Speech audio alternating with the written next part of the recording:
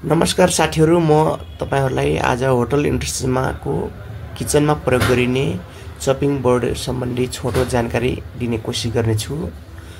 Chopping board हामीलाई किचनमा नभइनहुने एक आवश्यक सामग्री हो। यस सम्बन्धी जानकारी लिनु अति आवश्यक छ। आउनुहोस् चपिङ बोर्ड सम्बन्धी छोटो जानकारी दिने कोसिस गर्छु। चपिङ बोर्ड सरसफाइमा पनि विशेष ध्यान दिनुपर्छ। यसैगरी आज हामी चपिङ बोर्ड सम्बन्धी चपिङ बोर्डको कलर सम्बन्धी रङ सम्बन्धी थोरै जानकारी दिने कोसिस गर्नेछु।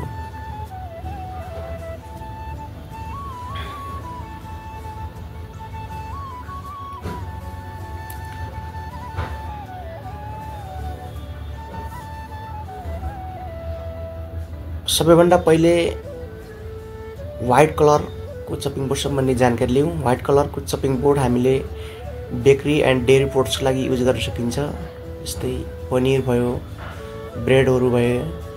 यसै हरियो चपिङ बोर्ड हामीले फ्रेश भेजिटेबल फ्रुटहरूमा प्रयोग गर्न सकिन्छ।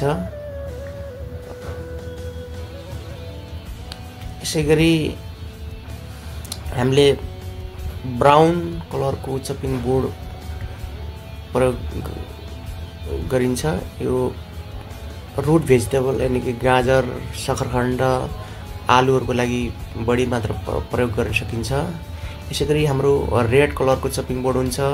रेड कलर को चपिङ बोर्ड हामीले र मिट रातो मासु को लागि प्रयोग गर्न सकिन्छ। जस्तै बीफ, मटन, पोर्क आदिको लागि प्रयोग गर्न सकिन्छ।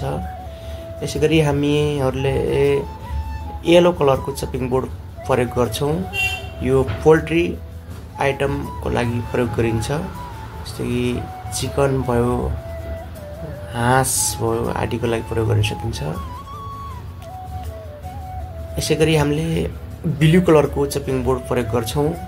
ब्लू कलर को चपिङ बोर्ड हामीले सी फूड आइटमहरुको लागि जस्तै फिश भयो, क्र्याब भयो यिनीहरुको लागि प्रयोग गर्न सक्छौं।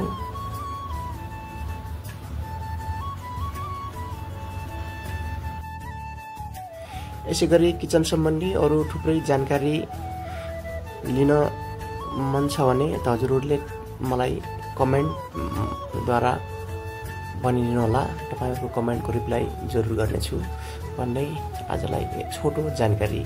हस्, धन्यवाद।